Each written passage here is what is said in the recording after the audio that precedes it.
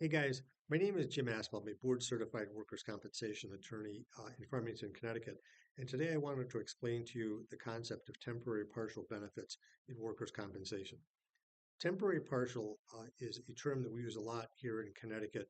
And basically, it's the step in your workers' compensation claim between that time when you're totally disabled and collecting TT or temporary total disability benefits and that point in which you reach MMI or maximum medical improvement and your doctor gives you a permanent partial disability rating. So typically, what happens is you sustain your injury, and usually, but not always, you have a period of time where the doctor is going to take you out of work completely, and you're going to be totally disabled. During that period of time, the workers' compensation carrier is going to send you a weekly benefit check to compensate you for that lost time. At somewhere along the line, your healing process is going to get you to the point where you can do some sort of work.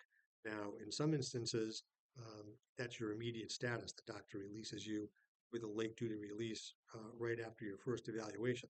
Sometimes it does happen after a time following this period of total incapacity. So at that point, when the doctor says you can go do some sort of work, not full range of work, but you can do something, that's the point at which you are temporarily partially disabled. And that's what we call TP. Now, it's for your purposes, the amount of money that you're going to be receiving from workers' comp is usually going to be the same. However, how that money comes to you is going to be somewhat different. So, when your doctor releases you to temporary partial work, they're going to give you what they consider a late duty work release.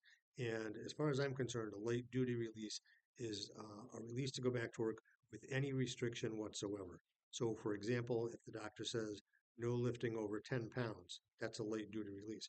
If the doctor says no overhead use of your right arm or your left arm, that's a temporary, that's a late duty release. If the doctor says no intensive hand work, that's a late duty release. If the doctor says you can only work 3 or 4 hours a day, that's a late duty release. They can take many different forms, but essentially it's something less than a full return to work, but more than being totally disabled.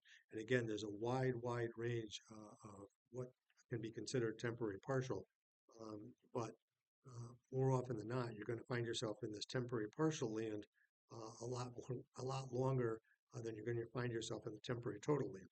So, in any event, the doctor is going to give you this release to go back to work with whatever restrictions they may be.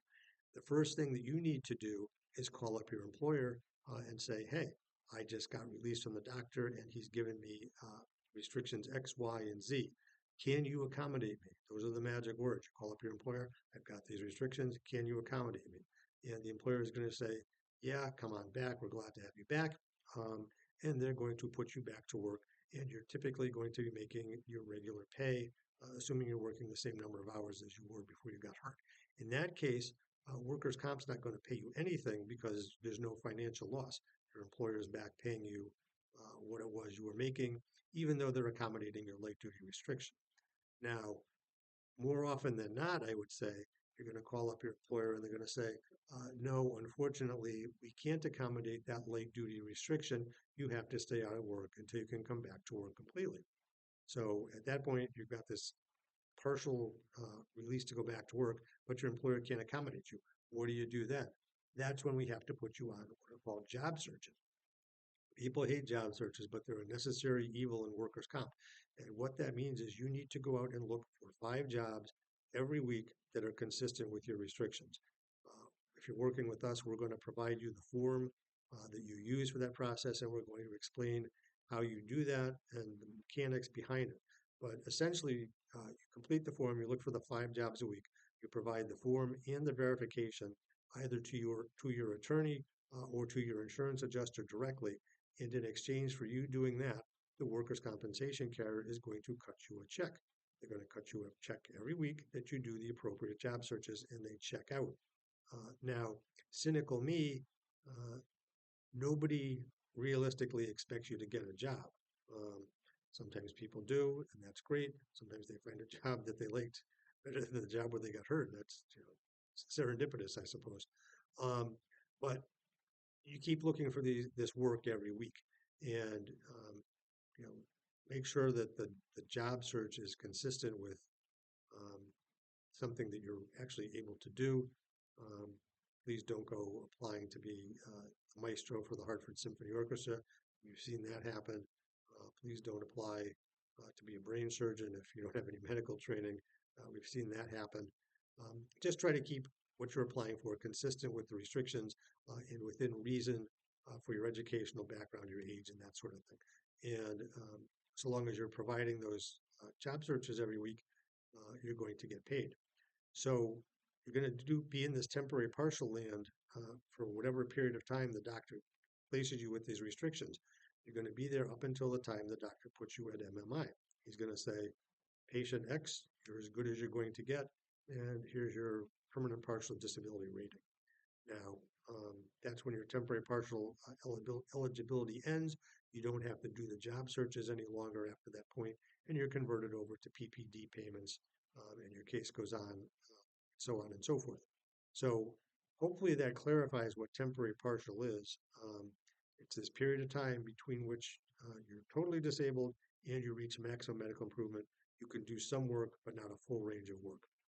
You're going to get paid for it, but there are strings attached. So those are the long and the short of it. Um, there's a different kind of temporary partial that you may be eligible to receive after you receive your permanent partial disability payments. Those are called 31308A payments. That's a completely different section of the Workers' Compensation Act. That's not what I'm talking about today. Today I'm talking about plain old vanilla temporary partial payments. And again, that's the period between which you get hurt, you return to work with some restrictions, and you're placed in maximum medical improvement. So it's definitely going to be a finite period of time. Hopefully that's helpful. If you have any questions, feel free to give us a call. We are in Farmington. You could call us at 860-523-8783. We have a website, ctworkinjurylawyer.com. You can go check that out. There's tons and tons and tons of information there. If you found the video helpful, please give it a thumbs up.